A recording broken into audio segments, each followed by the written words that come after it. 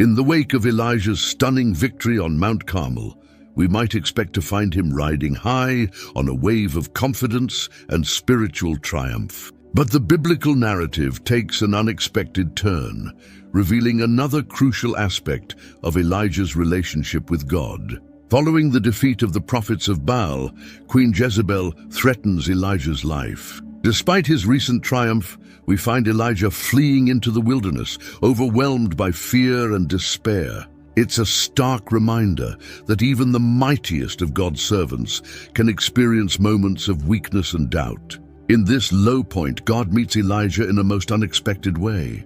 We find this account in 1 Kings 19:11-13. The Lord said, "Go out and stand on the mountain in the presence of the Lord, for the Lord is about to pass by." Then a great and powerful wind tore the mountains apart and shattered the rocks before the Lord. But the Lord was not in the wind. After the wind, there was an earthquake, but the Lord was not in the earthquake. After the earthquake came a fire, but the Lord was not in the fire. And after the fire came a gentle whisper. This gentle whisper, often translated as a still, small voice, is where Elijah encounters God. It's a profound moment that reveals another dimension of Elijah's secret, the ability to hear and respond to God's voice, even in unexpected forms. Consider the contrast. On Mount Carmel, God revealed himself in dramatic, visible power. But here, in Elijah's moment of personal crisis, God chooses to speak in a whisper. It's a powerful reminder that God's presence and communication aren't limited to grand public displays. Sometimes, his most transformative work happens in the quiet moments of our lives. This encounter teaches us several important lessons. First, it shows us that God meets us in our weakness.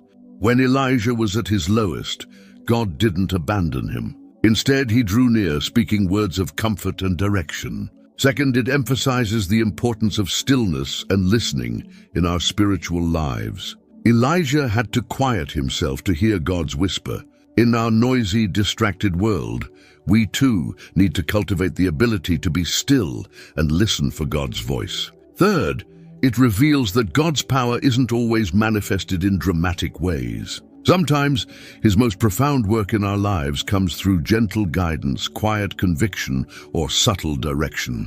Lastly, it demonstrates that God's communication is personal and tailored to our needs. He knew exactly what Elijah needed in that moment, and he knows what we need too. This encounter with the still small voice wasn't just a one-time event for Elijah. It was representative of his ongoing, intimate relationship with God.